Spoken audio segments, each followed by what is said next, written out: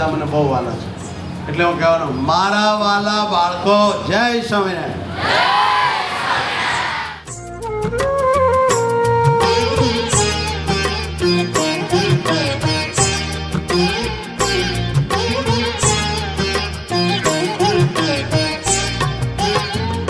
સંતો તમારા મને તમે ઓળખાવજો, ભક્તોનો મહિમા મને તમે જ કરાવજો.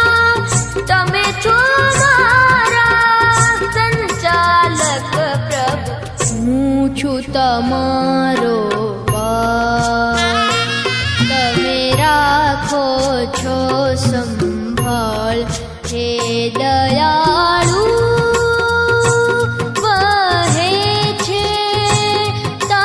પ્રેમ સાગર હું છું તમારો બાળ. તમે રાખો છો સંભાળ હે દયાળુ.